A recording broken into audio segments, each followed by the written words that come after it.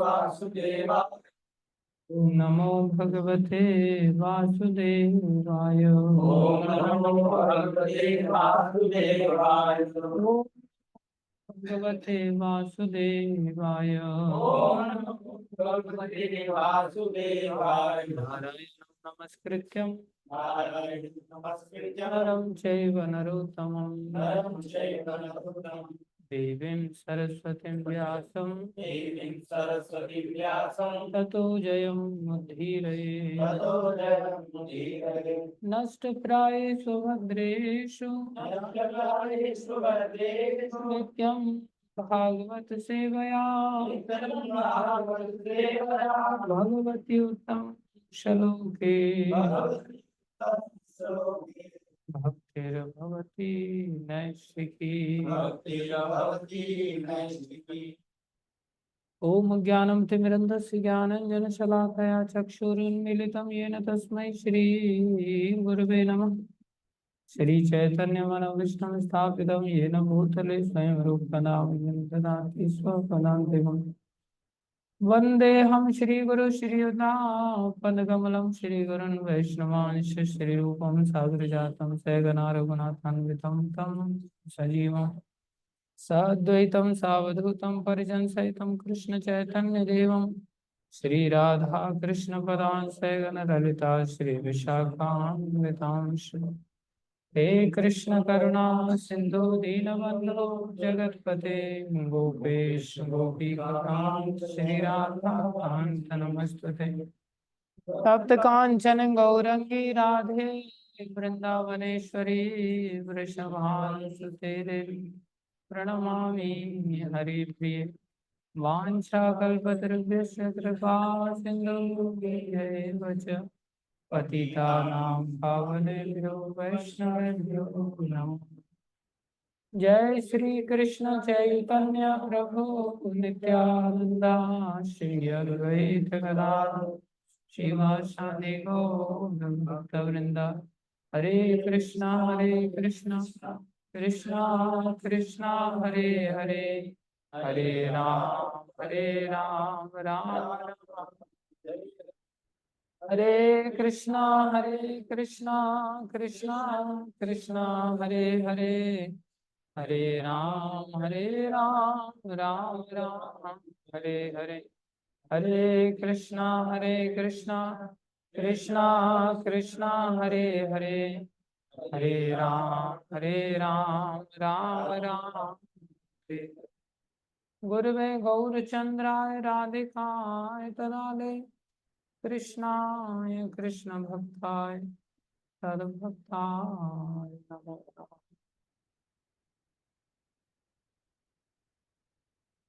हरे कृष्णा। सभी भक्तों का हार्दिक अभिनंदन है, स्वागत है। इस बच्चे को आगे बैठो आगे। गुरु वैष्णव की दया से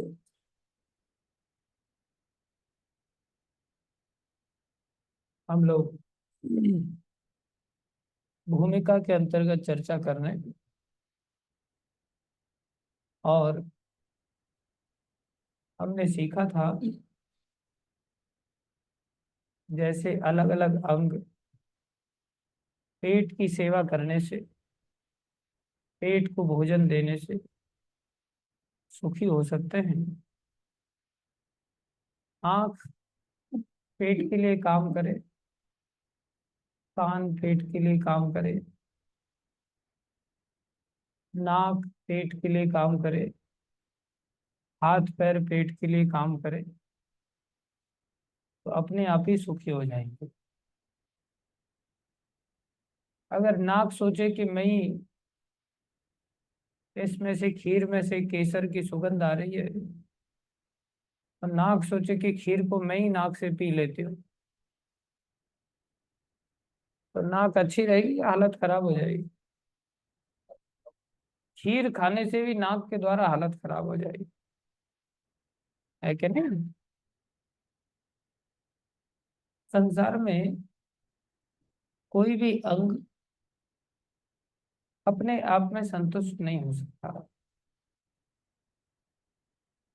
आंख देख रही है पानी पूरी बहुत बढ़िया है, और पानी पूरी में पानी भी बहुत अच्छा लग रहा है धनिया वगैरह डाल करके, और उस पानी को पानी पूरी के साथ आंख में ही फोड़ा जाए अंदर, तो क्या आंख संतुष्ट हो जाएगी? नहीं हो सकती। संसार में कोई भी चीज अपने आप में इंडिपेंडेंटली संतुष्ट नहीं हो सकती। जैसे हमारे अंग है शरीर के, पूर्ण की सेवा करने से ही संतुष्ट होते हैं, ऐसे ही हम सब भगवान श्री कृष्ण की सेवा से ही सुखी हो सकते हैं, क्योंकि हम सब उनके अंश हैं। ममे वंशो जीवलोके जीव भूत सनातन मन षष्ठानि इंद्रियाणि प्रकृति स्थानी कर्षति। फिर दूसरी बात हमने सीखी थी कि भाई कृष्ण की सेवा से ही जीव सुखी हो सकता है, चाहे वो फिर कुत्ता बिल्ली गधा सुअर पेड़ पौधे ही क्यों नहीं है। बोले वो लोग तो सेवा में लग नहीं सकते, स्वयं से नहीं लग सकते, लेकिन लगाया तो जा सकता है। गाय के दूध को भगवान की सेवा में भोग तो लगाया जा सकता है। गाय के गोबर से मंदिर की लिपाई तो की जा सकती है। गाय के मूत्र से पवित्रीकरण किया जा सकता है। खेत में चीजों को खाद को डाल करके भगवान के लिए बढ़िया फसल उगाई जा सकती। पेड़ के फूलों को भगवान को ले जा करके चढ़ाया जा सकता। कोई दूसरा व्यक्ति उन्हीं फूलों को मुर्दे पे भी चढ़ाते लोग, श्रद्धांजलि देने के लिए। पेड़ बेचारा क्या सोच रहा होगा, बोले मेरे बस में होता तो इसके हाथ में से अपने फूलों को छीन लेता और कहता कि दिमाग खराब हो गया, ये तो ग्वालियर मंदिर के लिए रखे हुए मैंने, है कि नहीं। लेकिन पेड़ ऐसा नहीं कह सकता, विवश है।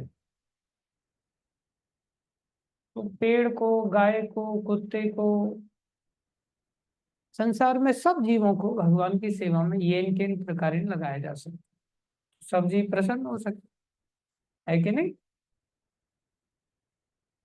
गज गोपाल जी की कथा आप लोगों ने सुनी थी। रसिक मुरारी जी की हत्या के लिए राजा ने उस हाथी को लगाया था, हाथी को मदिरा पान करा दिया। लोग कैसे निकृष्ट विचारधारा तक नीचे गिर जाते हैं। होता है ना, गायों के लिए फूड तैयार किया जाता है, खल होती है ना, ऐसी उंगली जैसा एक वो तैयार किया जाता है, फूड कहते हैं उसको, फूडर कहते हैं कुछ ऐसा। उसको मशीन में इस प्रकार से मटेरियल डाला जाता है और वो बाइंड करके, हाँ, हांडी, महाराष्ट्र में कांडी बोलते हैं, यहाँ कांडी का मतलब दूसरा ही होता है। तो वहां पर ऐसा रोलर होता है कि उसमें आटा डाल दो, थोड़ा सा चारा डाल दो, उन सब चीजों को डाल दो तो उसमें अंदर जाता है, तो पिस करके उसका शेप ले लेता है, उंगली जैसी कट। फल तो अलग होती है, फल तो पपड़ी जैसी होती है। हाँ, फीड फीड बोलते, फीड बोलते, फीड बोलते उसको। तो फीड तैयार करते लोग, उसमें मूर्ख लोग गायों के उस फीड को बनाने के लिए अंडे वंडे भी डाल देते।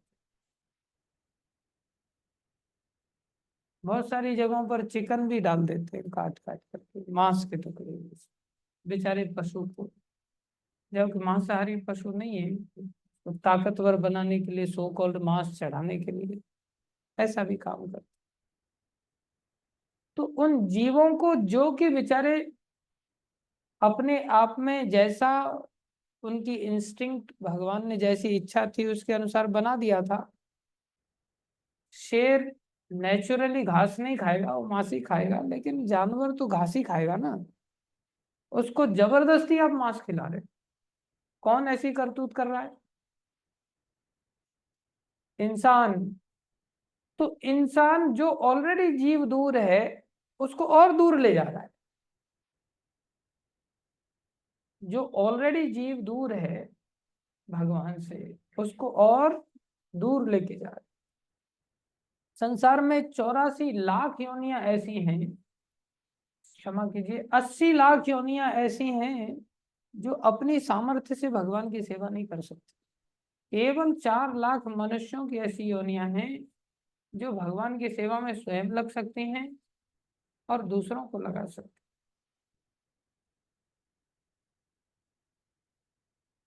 और अगर मनुष्य भ्रष्ट हो जाए तो दूसरे जीवों को और भ्रष्ट करता है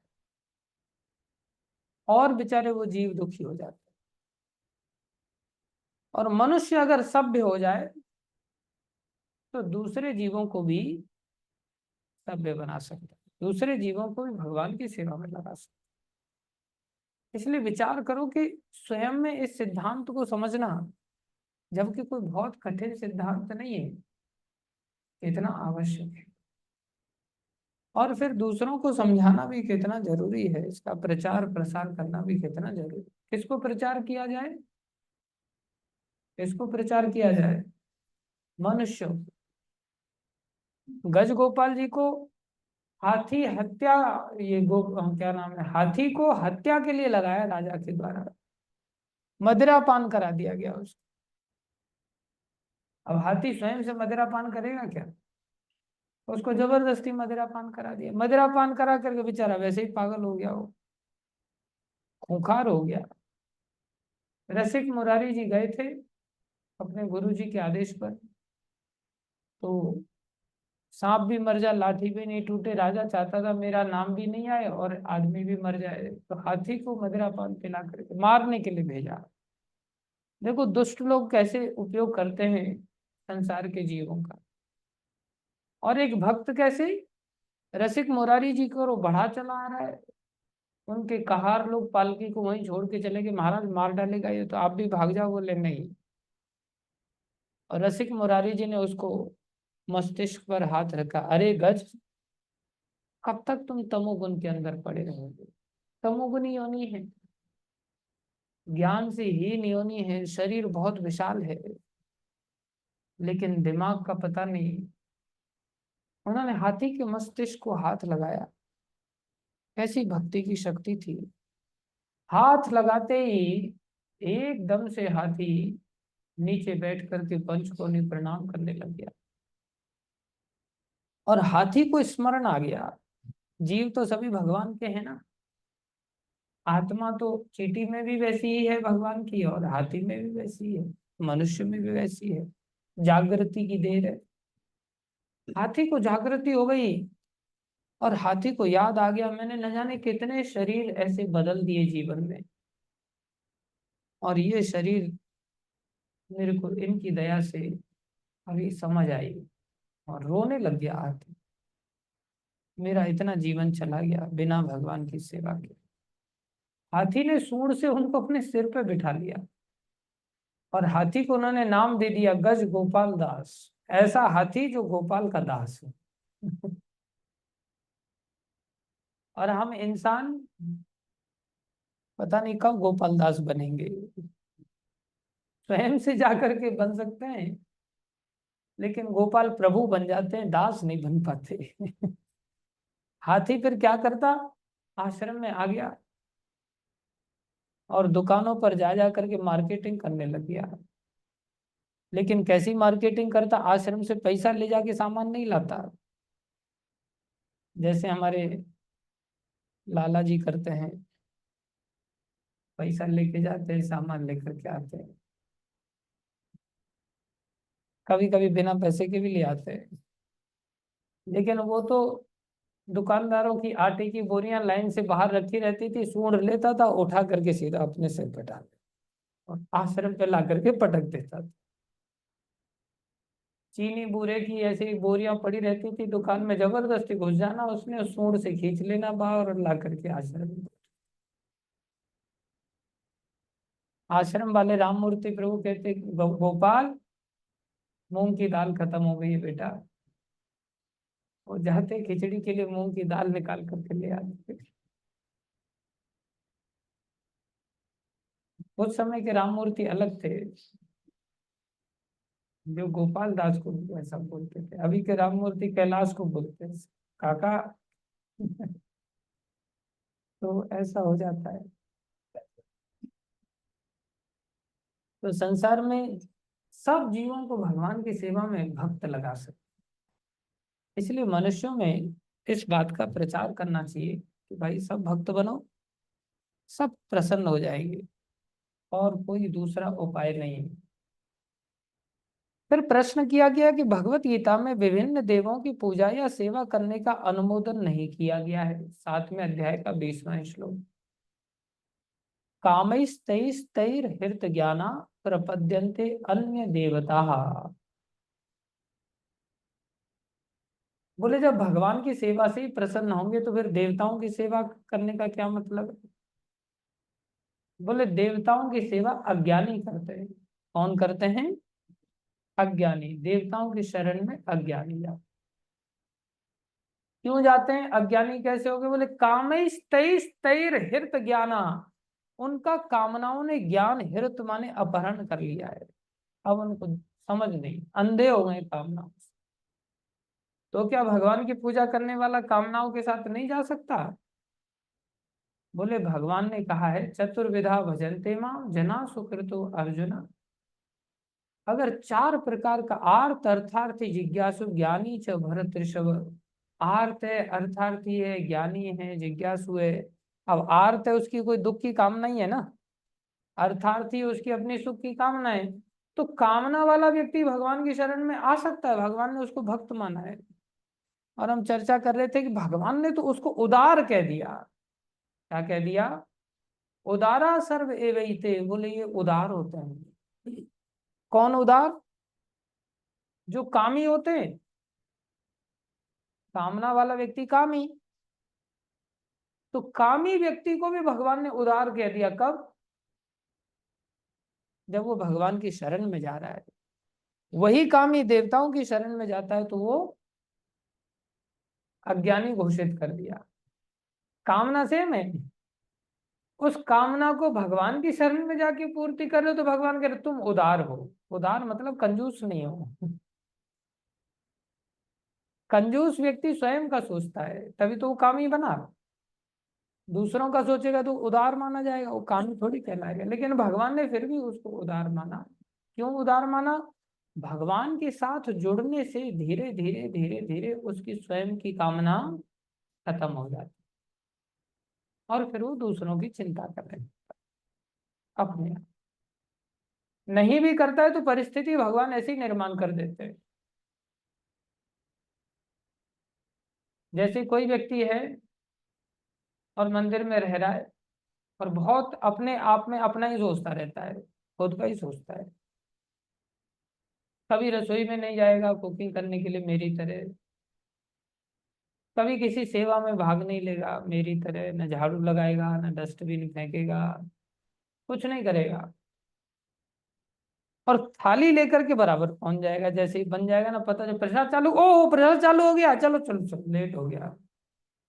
पनीर पनीर कहीं खत्म ना हो जाए, खाली ग्रेवी ग्रेवी बच जाएगी, पता चला। तो जा करके अपना खुद से फटाफट भर लेगा और सजा करके आराम से थाली बैठ जाएगा। और कभी लेट हो जाएगा तो पूछेगा प्रसाद नहीं टाइम पर हुआ? तो नहीं टाइम पर नहीं, थोड़ा लेट हो रहा है, आप चाहें तो थोड़ा सहयोग कर, कोई नहीं आराम से बनाओ, कोई दिक्कत नहीं, देर से खा लेंगे। देर से खा लेंगे, जाएगा नहीं उस सेवा में सहयोग करने के लिए। मेरी सेवा थोड़ी है, जिसकी सेवा है वो करे। फिर 12 बज जाएंगे खाते खाते, फिर आज तो फास्टिंग टिल नून हो गया, बिना मतलब के दोपहर तक फास्टिंग हो गया, बोले क्या करें। तो भगवान क्या करते हैं, ऐसे कामी व्यक्ति को जो अपनी इच्छा के लिए ही बैठा हुआ है मंदिर में, ऐसी व्यवस्था बनाते हैं कि उसको नए सेंटर का इंचार्ज बना देते हैं। जैसे ही नए सेंटर का इंचार्ज बनाया जाए तो बड़ा खुश होता है, काम ही है ना, पोजीशन मिल गई उसको, पोस्ट मिल गई तो बड़ा खुश हो जाता है, अब तो मैं प्रेसिडेंट बन गया। अब उस गधे को ये पता नहीं कि झाड़ू भी तेरे को ही लगाना पड़ेगा, पोछा भी तेरे को ही लगाना पड़ेगा, चूल्हा भी अब तेरे को ही लाना पड़ेगा। चूल्हा सिलगाना भी अब तेरे को ही पड़ेगा, राशन भी अब तेरे को ही लाना पड़ेगा, कुकिंग भी अब तेरे को ही करनी पड़ेगी, भोग भी अब तेरे को ही लगाना पड़ेगा। अब तेरे साथ में जो व्यक्ति, अब उसको ऐसा लगेगा ये मेरे आदमी है, क्योंकि मेरे अंतर्गत है ना।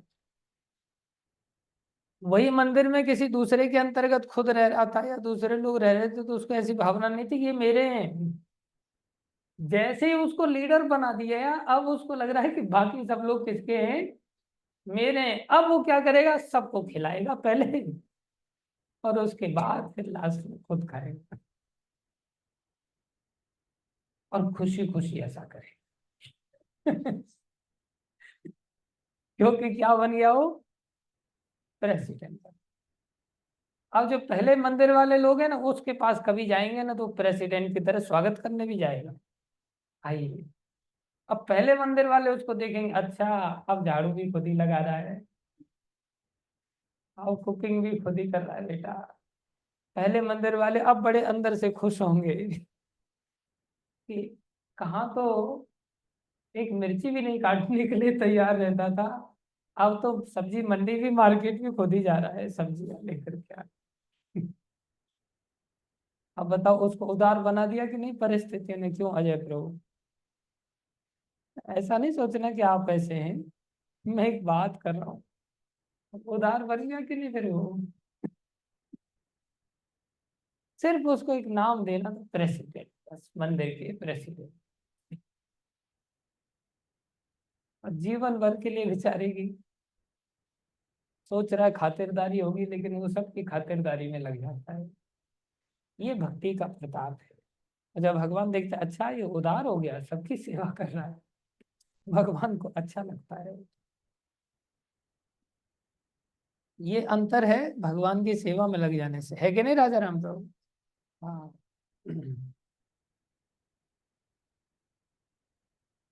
व्यक्ति कहेगा कई बार, वो जानता भी है कुछ मजे हुए खिलाड़ी होते राजा राम प्रभु की तरह, बोले प्रभु ये झंझट नहीं लूंगा मैं कहूंगा मत लो आप, फिर गुरु जी आकर के देंगे, तब कहेंगे गुरु जी जो आपको कुछ नहीं बोल सकते, आपको कुछ नहीं बोल सकते, लेना पड़ता है ना फिर। हाँ, पहले खूब झगड़े करते थे, है कि नहीं प्रकाश प्रभु? बोले नेताजी तो कुछ करता ही नहीं है, और जब नेताजी चला जाता है और फिर सारा अपने कंधे पे आ जाता है। फिर सोचते हैं नेताजी जैसा करता था ठीक ही करता था, बेचारा जितना करता था उतना ही ठीक है, अब वापस कब आएगा? होता है ऐसा कि नहीं?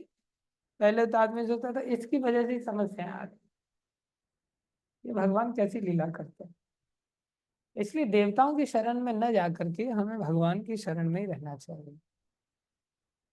प्रभुपाद जी लिख रहे हैं तम तम नियमम आस्था है, बोले उन उन देवताओं के फिर वो नियमों में आस्था बना लेता है। तो अलग अलग देवताओं के अलग अलग नियम हैं। प्रकृत्या नियता स्वया, वो प्रकृति के कारण, उसकी स्वभाव के कारण वो मजबूर होकर के वैसा करेगा ही करेगा। तीन प्रकार के लोग होते हैं, रजोगुनी, तमोगुनी, सतोगुनी। तमोगुनी लोग भूत प्रेतों की आराधना में लग जाएंगे, रजोगुनी लोग यक्ष राक्षसों की पूजा करें, सतोगुनी लोग देवी देवताओं की पूजा करें, और गुणातीत लोग भगवान श्री कृष्ण की पूजा करेंगे। जैसे आप सब गुणातीत हैं, है कि नहीं? नहीं है? गुणातीत है कि नहीं? है कि नहीं गुणातीत? नहीं है? तो भूत प्रेतों की सेवा करता है, मतलब भगवान कृष्ण को प्रणाम करता है तो या भूत देखता है भगवान के अंदर? गुणातीत है ना, है कि नहीं? गुणातीत है कि नहीं? भगवान की सेवा करने वाले गुणातीत होते हैं। है कि नहीं सत्यम? तिवारी जी, गुणातीत होते हैं कि नहीं? जोर से क्यों नहीं बोलता है?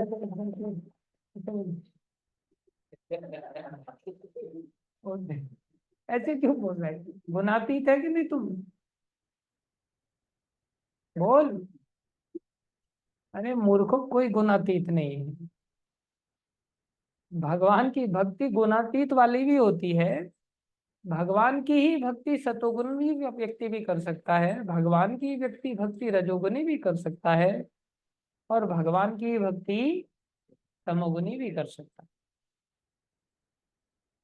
भगवान इतने दयालु हैं कि तमोगुणी को भी अपनी शरण में ले लेते हैं, रजोगुणी को भी ले लेते हैं, सतोगुणी को भी ले लेते हैं। लक्ष्य अलग अलग हो जाता है। तमोगुणी व्यक्ति दूसरे व्यक्ति की नुकसान पहुंचाने के लिए भगवान की भक्ति करता है। देखो प्रभु मैं नाम जप रहा हूँ, और देखो ये आज आ गया, मैंने आपसे कहा था इसका एक्सीडेंट होना चाहिए, इसकी टांग टूटी नहीं, और जैसे ही टांग प्रभु आपने सुन ली, धन्यवाद आप साक्षात हैं, और अच्छी तरह से भजन करता है प्रभु। तमोगुणी व्यक्ति ऐसा सोच के भक्ति करता है। रजोगुणी व्यक्ति आकांक्षाओं की पूर्ति के लिए, संसार में इंद्रिय तृप्ति की आकांक्षाओं के लिए सुबह सुबह जब करेगा, आज किसी भंडारी की चिट्ठी आ जाए, 500 रुपया दक्षिणा वाली चिट्ठी आ जाए, आ गई एकदम से खुश, प्रभु धन्यवाद। उसकी आकांक्षा, कोई सेठ आ जाए, कहीं से कोई मुर्गा फंस जाए, ऐसे रजोगुनी भक्ति करता है आकांक्षा के लिए। तीसरा है सतोगुनी व्यक्ति, जो ज्ञान का आधार लेकर के भक्ति करता है कि प्रभु मेरे को इस संसार के चक्र से निकालो, बहुत हो गया, जन्म मरण की माला अब सहन नहीं होती, अब मुझे यहाँ से मुक्त कर दो। कब तक मेरे को तड़पाओगे आप? असुरों का उद्धार कर दिया आपने, मैं तो असुरों से थोड़ा बहुत ठीक ही हूँ, अब मेरे को क्यों भूल गए? मेरा भी उद्धार ज्ञान के आधार पर कार्य। गुणातीत व्यक्ति भगवान की भक्ति इसलिए करता है क्योंकि प्रेम है उसके अंदर। वो सोचता है मैं और करूं तो क्या करूं, फिर मेरा काम क्या है, और मैं तो उनका सेवक हूँ, उनका दास हूँ, मेरे को भक्ति तो करनी पड़ेगी। बोले नरक में डाल, नरक में डाल दो, क्या दिक्कत है, मेरे कर्मों से मैं नरक में जाऊंगा, आपने तो मेरे को कुछ ऐसा दंड दिया नहीं। जैसे प्रहलाद जी कह रहे हैं, भगवान बोले प्रहलाद तेरे को मेरी वजह से कष्ट झेलने पड़े। वो कौन कहता प्रभु, कौन किसकी वजह से कष्ट झेलता है? मेरे ही कर्म थे जिसकी वजह से मैं अपने कर्मों को फल पा रहा था। शायद मैंने हिरण्यकश्यप पिताजी को पहले कभी सताया होगा, इसलिए उन्होंने मेरे को सता दिया। ये तो मेरे व्यक्तिगत कर्म थे, इसमें आपका कोई रोल नहीं था, आपने तो उल्टी दया कर दी। तो ऐसे प्रेमी भक्त होते, वो गुणातीत होते। जैसे हमारे विनोद प्रभु गुणातीत है कि नहीं? अभी बोल रहे थे ना गुणातीत, अभी भी बोल रहे हैं, ताली बजाओ सभी। अब कैसे ना कर सकते? सही बात, अब कैसे ना कर सकते?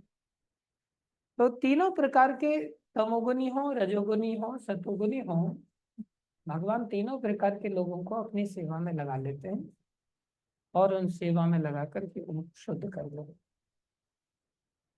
लेकिन कुछ ज्यादा ही घोर कामी लोग हो जाते हैं, और उनको सबसे बड़ी बात, उनको भक्तों की संगति नहीं मिल पाती। ये सबसे बड़ी समस्या है। कितना भी गिरा हुआ व्यक्ति हो, अगर उसको भक्तों की संगति मिल जाए, जैसे डाकू रत्नाकर आदि थे, उल्टा नाम जपत जग जाना, वाल्मीकि वै ब्रह्म समाना, मृगरारी आदि थे, कैसे कैसे हिंसक जीव थे, भक्तों की संगति मिल गई, एकदम से ट्रैक पकड़ लिया। तो बहुत सारे लोग ऐसे होते हैं जिनको बेचारों को भक्तों की संगति नहीं मिली, उनका ज्ञान हरित रहता है सदा सदा के। जिनकी बुद्धि भौतिक इच्छाओं द्वारा चुरा ली गई है, वे देवताओं की शरण में जाते हैं, और वे अपने अपने स्वभावों के अनुसार पूजा के विशेष विधि विधानों का पालन करते हैं। स्वभाव के अनुसार, मान लो आपको बोला जाए जा भैया मसान को सिद्ध कर लो जाके शमशान में, आप लोग तमोगुनी स्वभाव के लोग नहीं हैं, आप लोगों को कभी हिम्मत ही नहीं होगी कि जाकर के रात्रि के मध्य रात्रि में जाकर के मसान पे जाकर के वहां ओम फट ह्रीं क्लीं स्वाहा ऐसा कुछ कर सकते हैं? नहीं कर सकते। आप लोगों को बोला जाएगा तो आप लोग ये कौन आफत है, ये कुछ होता भी है, ऐसा कुछ नहीं पता है, लेकिन मैं कर सकता हूँ, क्योंकि मेरे स्वभाव में क्या है, क्या है, बोलो। तमोगुण है। तमोगुणी व्यक्ति सहजता से कर सकता है। जो रजोगुणी व्यक्ति है वो अनेकों, बोले 21 कुंडी का यज्ञ करेंगे, 108 कुंडी का यज्ञ करेंगे, और यज्ञ में स्वाहा स्वाहा इदम इंद्राय इदम नमः इदम इंद्राय स्वाहा, वो इंद्र को, चंद्र को, वरुण को, देवी देवताओं को, यक्ष राक्षसों को, उनकी सेवा करेंगे। मैं कर सकता हूँ क्या? नहीं कर सकता। आप लोग कर सकते हैं? नहीं करना चाहेंगे आप लोग। उनको बोला जाए गीता में क्लास में बैठ जाओ तो नहीं बैठेंगे, उनके स्वभाव में ही नहीं, उनको इससे क्या होगा। और सतोगुनी जैसे आप जैसे लोग हैं, आप लोग ज्ञान की चर्चा के लिए 1-2 घंटा आराम से बैठ जाएंगे। आपको लगेगा ये यज्ञ कर रहे हैं, ये टाइम पास कर रहे हैं, मसान जागृत कर रहे हैं, ये टाइम पास कर रहे हैं। उनको लगेगा आप लोग जो बैठे हुए हैं आप लोग टाइम पास कर रहे हैं फालतू। इससे अच्छा तो आहुति डालते तो कुछ निकल के आता। सबकी अपनी अपनी दृष्टिकोण है, अपनी अपनी ढपली है, सबका ज्ञान चुरा लिया गया होता है, तब वो लोग ऐसा करते हैं। अपने अपने स्वभावों के अनुसार पूजा के विशेष विधि विधानों का पालन करते हैं। आप लोगों को बोल दीजिए मुर्गे की बलि दे दो, दे पाएंगे? और थोड़ा 1-2 शराब भी ले जाओ, मतलब बोतल तोड़कर ले जा पाएंगे? कोई भी नहीं है ऐसा बहादुर। अमरकंटक नहीं ले जा पाएगा, एक ही मुर्गा बस। नहीं, इतनी दया है तेरे अंदर, अच्छी बात। कल की तुम तो मुर्गों को नहीं, क्या कह रहा है समझ नहीं आ रहा है, ऐसे कर रहा है कैसे? अरे वो ऐसे कर दे रहा है, समझ नहीं आ रहा है क्या मतलब है हाँ, जो मैं बोलूँ, हे भगवान, चलो मेरे से ऐसा नहीं बोला जाएगा। यहाँ यह स्पष्ट कहा गया कि जो वासना द्वारा निर्देशित होते हैं वे भगवान कृष्ण की पूजा न करके देवताओं की पूजा करते। वासनाओं ने चित्त को हरण कर ली, फिर भगवान की पूजा उनसे नहीं। जब हम कृष्ण का नाम लेते हैं तो हम किसी सांप्रदायिक नाम का उल्लेख नहीं करते। हम ध्यान देने वाली बात, कृष्ण नाम सांप्रदायिक नहीं है कि केवल हिंदू ही ले सकते, मुसलमान नहीं ले सकते, क्रिश्चियन नहीं ले सकते, जैनी नहीं ले सकते, सिख नहीं ले सकते, नहीं। कृष्ण नाम सांप्रदायिक नहीं है। क्यों सांप्रदायिक नहीं है? बता रहे हैं। कृष्ण का अर्थ है सर्वोच्च आनंद। कृष्ण का अर्थ क्या है? सर्वोच्च आनंद। जब भगवान पैदा हुए, यशोदा मैया को पता चला, सारे ब्रजवासियों को पता चला, तो सब बधाइयां ले लेकर के दौड़ पड़े, भेंट ले लेकर के दौड़ पड़े नंद भवन की ओर। पर चर्चा करते हुए गाते हुए जाने लगे, क्या? नंद के आनंद भय, नंद के आनंद भयो जय कन्हैया। कृष्ण क्या है? बोले आनंद है। कृष्ण क्या है? अब आनंद शब्द को कोई ऐसा कह सकता है हिंदू की आनंद शब्द तो हमारा है? मुसलमान अगर आनंद नाम लिया तो बोले गला काट देंगे। या किसी ईसाई ने आनंद शब्द बोला तो बोले छोड़ेंगे नहीं। क्या आनंद शब्द सांप्रदायिक है? नहीं। सुख शब्द क्या सांप्रदायिक है? सुख किसके लिए है? सबके लिए। कौन कौन चाहता है? सब चाहते हैं। तो फिर सबको नाम क्या लेना चाहिए? हरे कृष्ण हरे कृष्ण कृष्ण कृष्ण हरे हरे, हरे राम राम राम हरे हरे। तो फिर हमें प्रचार किसको करना चाहिए इस महामंत्र का? मुसलमान को भी, सबको करना चाहिए।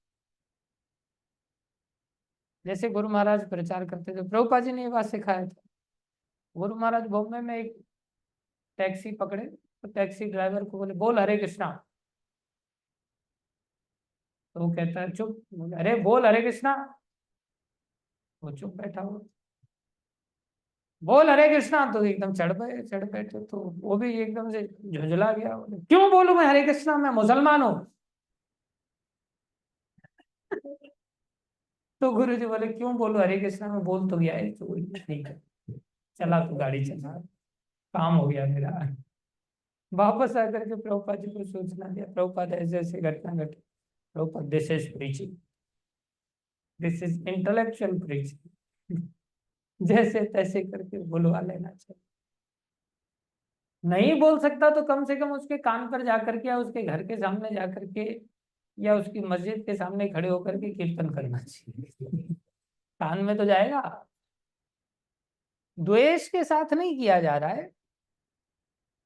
ये भी ध्यान रखो, अल्लाह शब्द का अर्थ है शक्तिमान।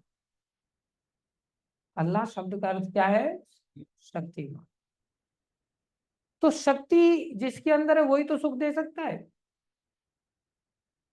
जो सुख दे रहा है क्या उसके अंदर ताकत नहीं है? बिना ताकत के सुख दे देगा क्या? बोलो। तो अल्लाह और कृष्ण में कोई अंतर हुआ क्या फिर? ये समझ के साथ हमें कृष्ण नाम का प्रचार करना चाहिए। ये समझ के साथ कृष्ण नाम का, उनकी दृष्टि से अल्लाह निराकार है जो शक्तिशाली है। हमारी दृष्टि से कृष्ण साकार हैं जो शक्तिशाली भी हैं और आनंद भी दे रहे हैं साथ में। आनंद। अब हमारे सनातन धर्म के अंदर भी लोग भगवान को निराकार भी मानते हैं। राधा गोविंद महाराज कहते हैं कि ये तो तब है जब भगवान बार बार अवतार लेते हैं और हर बार अवतार लेकर के कहते देख लो भाई मैं साकार हूं कि निराकार हूं। मैं बार बार आ रहा हूं तो भी तुम्हारी बुद्धि ऐसी खराब है, फिर भी तुम कह रहे हो निराकार। नहीं आते तो क्या होता? इतनी मनोहर लीलाएं करते भगवान, तो भी मूर्खों को समझ नहीं आता है। तो बेचारे मूर्ख हैं और भगवान आ करके सुंदर लीलाएं कर रहे हैं तो समझ में आना चाहिए ना। इसलिए कृष्ण नाम सांप्रदायिक नहीं, इसलिए हरे कृष्णा सबको बोलना चाहिए। फोन पर भी हेलो हाय छोड़ो, हरे कृष्णा। दूसरा व्यक्ति हेलो करेगा, आप बोलो हरे कृष्ण। वो कहेगा हेलो, बोले हरे कृष्णा। जब तक हरे कृष्ण ना बोले तब तक पीछा मत छोड़ो। कृष्ण का अर्थ है सर्वोच्च आनंद। आनंद भी छोटा मोटा नहीं, ध्यान देने वाली बात। कृष्ण का अर्थ है कौन सा आनंद? सर्वोच्च आनंद। अब सर्वोच्च आनंद को सब नहीं समझ पाएंगे। संसार में कोई 10,000 की नौकरी से संतुष्ट हो जाता है, कोई 50,000 की नौकरी से संतुष्ट, कोई लाख की नौकरी से संतुष्ट होता है। जिसकी जैसा बुद्धि का स्तर उतना ही तो पकड़ पाएगा। और जब उसे पकड़ना है तो हायर टेस्ट के लिए कुछ पाने के लिए कुछ खोना भी पड़ेगा ना। सर्वोच्च आनंद को पाना है तो उसको कुछ त्याग करने पड़ेगा। कौन से त्याग करने पड़ेंगे? बोले मलमूत्र का त्याग करना पड़ेगा। इसका त्याग करना पड़ेगा, मलमूत्र का त्याग करना। नायम देह देह भाजा नृलोके कष्टान कामान अर्हताम विड़ भुजाम ये तपो दिव्यम पुत्रकाय न सत्वम शुद्ध समात ब्रह्म सौख्यम तु अनंतम। ब्रह्म सुख जो कि अनंत है, ब्रह्म सौख्यम तु अनंतम, ये अनंत सुख है, संसार का सर्वोच्च सुख है, जो कि विड़ भोजी सुअर और कुकर के लिए नहीं है। उसको तो मल खाने में ही आनंद है। तो संसार के जितने भी सुख है वो मल के सदृश है। अगर व्यक्ति को कृष्ण का ज्ञान हो गया तो सर्वोच्च आनंद को पाने के लिए मल का त्याग सहज कर देगा। इसलिए सर्वोच्च आनंद पाने के लिए प्रभुपाद जी कहते थे yet this philosophy is very simple to understand, even a child can understand this philosophy, but only intellectual class of people, those who are creamy class. जैसे दूध का सर्वोच्च एसेंस उसकी मलाई है, उसका मक्खन है, ऐसे ही सारी सृष्टि का सार रूपी आनंद भगवान श्री कृष्ण है। लेकिन जो क्रीमी क्लास के लोग हैं, जो मोस्ट इंटेलिजेंट है, वही इस आनंद को समझ सकते। कितनी बड़ी बात कह रहे हैं प्रभुपाद जी, हमें ये बात बैठती नहीं है कई बार।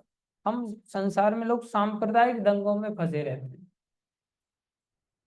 किसी दूसरे को भी कृष्ण भक्त इसलिए बनाना चाहते हैं कि मुसलमान से हिंदू बन जाए, ईसाई से हिंदू बन जाए, इसमें कोई बड़ी बात नहीं है। अरे तुम खुद भी हिंदू नहीं हो, हम आत्माएं, आत्मा हिंदुस्तानी है ऐसा नहीं है। इसलिए आत्मा ना हिंदू है, ना मुसलमान है, ना सिख है, ना ईसाई है। आत्मा शाश्वत सनातन वस्तु है, तो उसका धर्म भी सनातनी धर्म होगा ना, उसके कार्य भी सनातन धर्म के अंतर्गत आए। इसलिए हर जीव मात्र सनातनी है, बस उसको सनातन धर्म की शिक्षा देने की जरूरत है। क्या है उसमें? कृष्ण बोलो। इस दृष्टिकोण को हमें समझना चाहिए। परमेश्वर समस्त आनंद के आगार हैं, हम सभी आनंद की खोज में लगे रहते हैं। सभी, हम सभी में हिंदू मुस्लिम सिख ईसाई कुत्ता बिल्ली गधा सुअर पशु पक्षी सब आ गए। आनंदमय अभ्यासात, वेदांत सूत्र में कहा गया है, भगवान की ही भांति जीव चेतना से पूर्ण है और सुख की खोज में रहते हैं, क्योंकि हम भी सत्यचित आनंद है से बने हुए हैं। भगवान तो हमेशा सुखी हैं, और यदि जीव उनकी संगति करते हैं तो उनके साथ सहयोग करते हैं तो वे भी सुखी बन जाते हैं। अब देखो, दो बातें हैं। एक तो कहा कि हम भगवान का सहयोग करते, जीव अगर क्या करने लग जाए, भगवान का सहयोग करने लगे, तो सहयोग शब्द किसी दूसरे को बोला जाता है तो वो इसे कैसे लेता है? भाई मैंने तुम्हारा क्या किया था? सहयोग किया था। तो सहयोग को कैसे लिया जाता है? उपकार की दृष्टि से। अभी जैसे भगत जी कभी राजा राम प्रभु का सहयोग कर देते हैं, दवाइयों को सेग्रीगेट कर देते हैं, क्लीनलीनेस में सहायता कर देते हैं, मंदिर को सहयोग कर देते हैं, आप सभी भक्त लोग मंदिर को सहयोग दे रहे हैं, ऐसा लगता है कि आप लोग उपकार कर रहे हैं मंदिर के ऊपर, है कि नहीं? जैसे भगत जी सोचे कि भाई मैं उपकार कर रहा हूँ मंदिर को, मैं भगवान श्री कृष्ण के ऊपर क्या कर रहा हूँ? उपकार कर रहा हूँ। लोग इसे उपकार में ले लेते हैं। ज्यादा बोलोगे तो बैग उठा के चले जाएंगे। ये दृष्टिकोण उपकार का बना रहता है। किसी व्यक्ति को बोलो भैया तू मंगल आरती में आ गया, मैं सहयोग नहीं कर रहा हूँ क्या? थोड़ी बात है, उपकार इतना छोटा है क्या? उसको बोलो थोड़ा डांस कर ले, ज्यादा मत बोलो, सहयोग जितना है उतना ही ठीक है। मेरा मन करेगा सहयोग करने का तो करूंगा, नहीं करेगा तो नहीं करूंगा। तुम नहीं बोल सकते डांस, मेरा मन है डांस करके मैं सहयोग करूं, भगवान का नहीं करूं। तो सहयोग का ये दृष्टिकोण जो संसारी है, ये संसारी दृष्टिकोण है।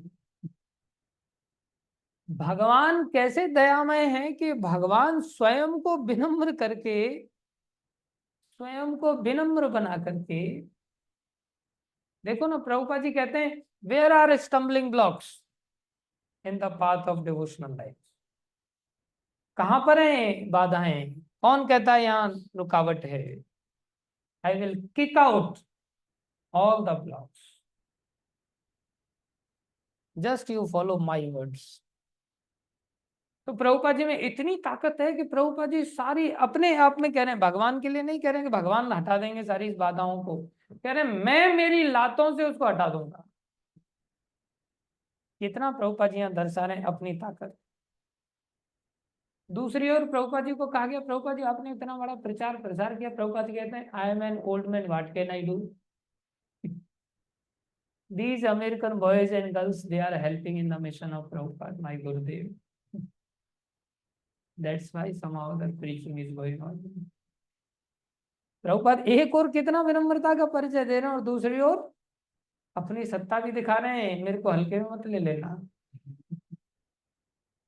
तो जो भक्त होते हैं ज्यादा पक्ष विनम्रता का दिखाते हैं, ऐसा दिखाते हैं अरे भैया तेरी मेरे को सहायता की जरूरत है, आ जाओ, तुम मत जाओ, तुम जैसे भी हो तुम्हारी सहायता चाहिए। और वैसे वो जानते हैं कि ये क्या करेगा, मक्खी मच्छर, करने वाले तो सब कुछ कर रहे हैं। तो व्यक्ति भी अपने आप में ऐसा सोचने लगता है कि मैं सहयोग कर रहा हूं। व्यक्ति सोचने लगे मैं 10,000 रुपये महीने मंदिर को सहयोग कर रहा हूँ, मैं लाख रुपए महीने मंदिर को सहयोग कर रहा हूँ, मैं मंदिर को सब्जी लाने में मार्केटिंग में सहयोग कर रहा हूँ, मैं मंदिर में मेडिकल चलाने में सहयोग कर रहा हूँ, मैं क्लिनिक चलाने में सहयोग कर रहा हूँ, मैं सुबह सुबह लोग जा रहे हैं मंदिर से उनका ब्रेकफास्ट बनाने में सहयोग कर रहा हूँ, मैं कथाओं को कंटिन्यू करने में सहयोग कर रहा हूँ, मैं झाड़ू लगाने में सहयोग कर रहा हूँ। और ऐसा लग रहा है मेरा पहिया जैसे ही गया ना पूरी गाड़ी बैठ जाएगी इनकी, ऐसा व्यक्ति को लगता है। और एकदम से सिर ऊंचा करके एक अलग तौर में रहता है कि नहीं। और ऐसा लगता है मेरी वजह से फिर मंदिर सुखी है। यहाँ इस बात का खंडन कर रहे हैं प्रभुपाद जी बड़े स्पष्टता के साथ। क्या कह रहे हैं प्रभुपाद जी, आपने, मैंने पढ़ा लेकिन आप पकड़ पाए कि नहीं, उसको हम उनकी कृपा से पकड़ पा रहे हैं और समझने की चेष्टा कर रहे हैं। क्या कह रहे हैं, भगवान की ही भांति जीव चेतना से पूर्ण है और सुख की खोज में रहते हैं। भगवान तो हमेशा सुखी हैं। क्या कह रहे हैं, सहयोग वाली बात बोलने से पहले प्रभुपाद जी लिख रहे हैं भगवान तो हमेशा सुखी हैं, और यदि जीव उनकी संगति करते हैं, उनके साथ सहयोग करते, तो वे भी सुखी बन जाते हैं। अब ये सहयोग को ऐसा मत समझ लेना कि सहयोग करके उपकार कर रहे हो। किसके ऊपर उपकार कर रहे हो, स्वयं के ऊपर उपकार कर रहे हो। भगवान का अगर सहयोग कर रहे हो तो, परंपरा का अगर सहयोग कर रहे हो तो स्वयं के ऊपर उपकार कर। जैसे किसी व्यक्ति को बोल दिया जाए भैया थोड़ा कीर्तन कर लेना, तो बड़ी मुश्किल से जाता है और जा करके बैठ करके कीर्तन कर लिया उसने, तो ऐसा लगता है मैं नहीं होता ना कीर्तन, ये लोग कोई कुत्ता भी नहीं झांकता बोले मंदिर में। जैसे उत्तम मोहन प्रभु ऐसा सोचे हैं मेरे कीर्तन की वजह से यहाँ लोग इतने इकट्ठे हो रखे हैं, अब देखो मैं कीर्तन करना बंद कर दूंगा, अब देखते हैं ये लोग एक भी नहीं टिकेगा। हाँ उन्होंने उपकार किया बहुत सारा, कीर्तन किया, दामोदर अष्टकम गाए, बहुत उपकार किया, हम उनके ऋणी हैं। लेकिन ये उपकार उन्होंने ये भी ध्यान रखना चाहिए अपने ऊपर ही किया। किसके ऊपर किया, अपने ऊपर। कोई किसी के ऊपर उपकार नहीं कर रहा है, कि बिल्कुल दिमाग में बात बिठा लेना है। अगर हम जब तक टिके हुए हैं तब तक केवल और केवल हम खुद के ऊपर ही उपकार कर रहे हैं।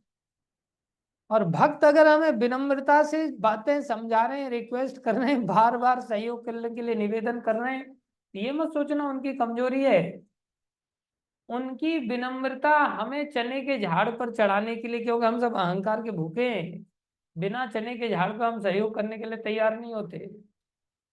इसलिए वो विनम्र बन करके हमें चने के झाड़ पर बड़ा बना करके हमसे सहयोग जैसे तैसे करके दिला रहे हैं भगवान की सेवा में। किसी बोल आप बहुत अच्छे, ओ मैं बहुत अच्छा, ठीक है आपने अच्छा बोल दिया ना, अब मैं कुकिंग करूंगा। और किसी को बोल धूर्त गधे, क्या झाड़ू लगा है, लगवा लो किसी से। इतने दिन से लगा रहा हूँ। जो उसको सेंस होना चाहिए कि वास्तव में मैं क्या झाड़ू लगा रहा हूँ। लक्ष्मी देवी कैसा झाड़ू लगाती होंगी, मैं क्या झाड़ू लगा रहा हूँ, पूछना चाहिए प्रभु जी सिखा दो झाड़ू कैसे लगाते हैं अच्छी तरह से, और अच्छा लगाऊंगा। अब लगवा लो मेरे से झाड़ू, जो चाहते हैं आपके उन्हीं से लगवा लो। अब मेरे से होता है ना, कोई कुकिंग करने वाला अगर सो जाए ना तो उठाने के लिए बहुत हिम्मत लगानी पड़ती है बाकी भक्तों को। ये बेचारा सेवा करने के लिए इसको उठाना, मतलब बाप रे बाप, सीधा शी जिनपिंग को उठाने जैसा काम है। पता नहीं मिसाइल किधर से छोड़ेगा, क्या करेगा, क्या होगा। जबकि सामने वाला भी विनम्र है, लेकिन सेवा में सहयोग लेना मतलब जान पर आता है एकदम से। और लोग एक दूसरे को देखते हैं कि हाँ ये इस सेवा में सहयोग कर रहा है, इस सेवा में सहयोग कर रहा है, इसलिए झुक करके भी रहते हैं एक दूसरे से। जो सेवा नहीं करता ना उस पर तो हर व्यक्ति चढ़ जाता है, दबाव जाए क्या करेगा यार। सेवा करता नहीं नहीं, इसको कुछ नहीं बोलना है, इसकी वजह से बर्तन धुलना है, इसको कुछ नहीं बोलना है, इसकी वजह से रोटी सीख रही है, इसको कुछ नहीं बोलना है, ये गुरुकुल में बच्चों को पढ़ा रहा है, इसको बिल्कुल कुछ नहीं बोलना है, स्टूडेंट को खींच के ला रहा है, इसको कुछ नहीं बोलना। सब बच्चों को, सब लोगों को बीमार होने पे खांसी की दवाई यही देता है। अब आप अपने कोई डॉक्टर मत मान लेना, और भी डॉक्टर लोग हैं यहाँ पर। इसको कुछ मत बोलना, ये प्रशासनिक अधिकारी है, पटवारी है भैया, नहीं तो मंदिर में सहयोग खत्म हो जाएगा पटवारी जी का। तू ही पटवारी मत मानना, मेरे बाप भी पटवारी थे, मैं भी कम पटवारी नहीं हूँ, खुद को पटवारी माने तो। ऐसे संसार में हम सभी सहयोग के लिए, दूसरे लोग हमारे प्रति कितने विनम्र होकर के हमें काम लेते हैं जैसे तैसे करके, है कि नहीं। और व्यक्ति अहंकार में काम करता है, उस बेवकूफ को ये पता नहीं कि तेरे को ही सुख मिल रहा है भाई, तुम जितना सहयोग करेगा उससे तुम ही सुखी हो जाओगे, और किसी को तुम सुखी करके उपकार नहीं करोगे। कोई व्यक्ति सोच मैं चार्टेड अकाउंटेंट हूँ भाई, मैं मंदिर में फुल टाइम होने वाला हूँ, और होकर के बस फिर तुम्हें, हाँ, सारा अकाउंट मैं ही संभालूंगा, मेरे बिना कोई नहीं संभालने वाला है। सहयोग करते हो तो तुम्हारे भले के लिए। कोई सोचे मैं तो गोस्वामी हूँ पहले से ही, मेरे को तो आखिरी में संन्यास दीक्षा लेने के बाद गोस्वामी नाम लगाने की जरूरत नहीं, मैं तो पहले से ही गोस्वामी हूँ। अब जो गोस्वामी लोग हैं वो अपने आप को गोस्वामी मत समझ लेना ऑनलाइन वाले कि तुम ही गोस्वामी, और भी गोस्वामी हैं संसार में। हम सभी अपने आप में सहयोग करने के लिए सिद्धांत को उपकार के रूप में लेते हैं, कि ध्यान रहे हम केवल और केवल अपने ऊपर ही कार्य, हमेशा के लिए बात गांठ बिठा लें कि हमारे ऊपर उपकार किया जाए। मूर्ख हम ऐसे हैं कि अपने ऊपर भी उपकार को मनुष्य शरीर पा करके भी नहीं समझ पाते,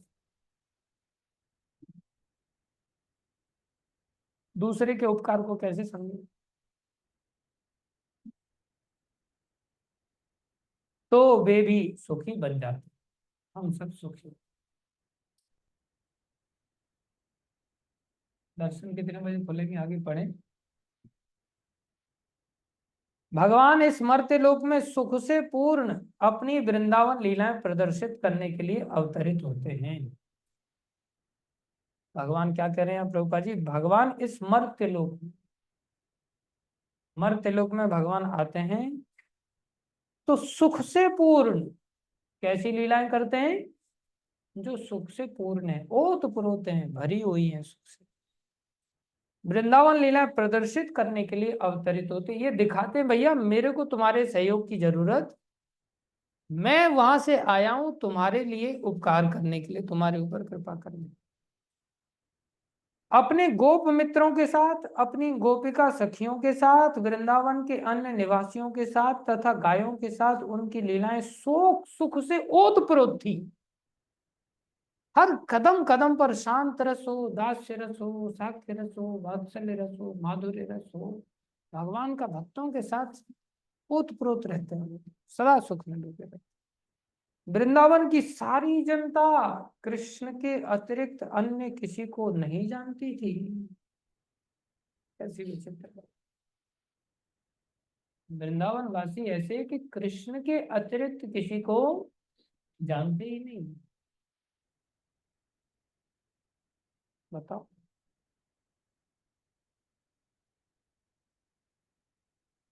कोई कहे फिर इंद्र पूजा क्यों कर रहे थे वो,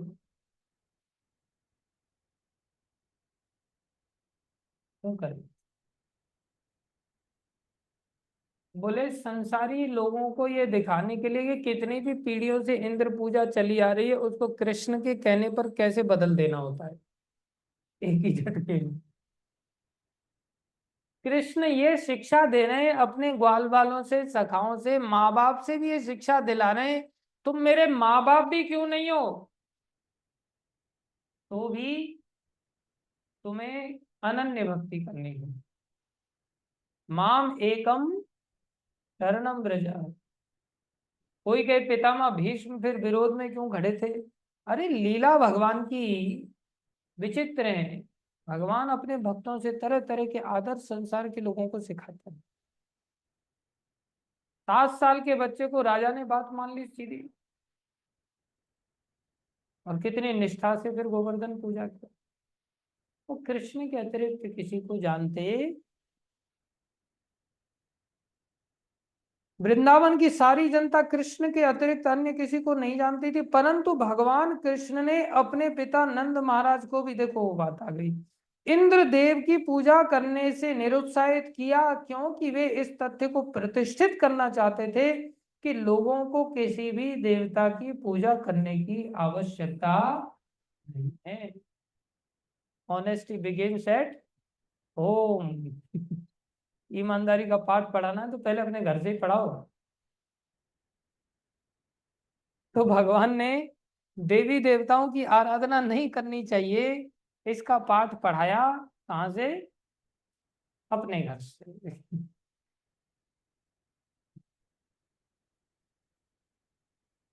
उन्हें एकमात्र परमेश्वर की पूजा करनी चाहिए, क्योंकि उनका चरम लक्ष्य उनके अर्थात भगवान के धाम को वापस जाना है। बस ये चरम लक्ष्य। और संसार में लोगों को, कितने लोगों को पता है कि हम धाम को जाना है वापस? विचार करो। इतनी जनता है जिसको धाम के बारे में जानकारी भी है कि दूसरा भी कोई धाम होता है। उनको ज्यादा से ज्यादा स्वर्ग सुना है, नरक सुना है, और वो भी भाषण देते देते बाद में बोले स्वर्ग भी यही है, नरक भी है।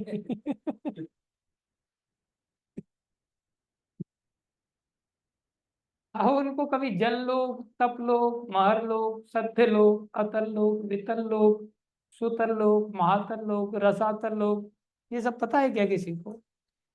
उनको पता ऊपर स्वर्ग है, नीचे पाताल है। दूसरे रूप में ऊपर स्वर्ग है, नीचे नरक है। थोड़ा सा जानकारी है, और उसमें भी लंबी अरे कौन कहता है किसने देखा स्वर्ग? तो वो कहता है बात ठीक कह रहे हो। वो कहता है किसने देखा नरक? बात ठीक है। फिर है किधर? बोलो कहीं नहीं, इधर ही है। नरक भी इधर ही है, स्वर्ग भी इधर ही है। और उन लोगों को धाम के बारे में जानकारी दो।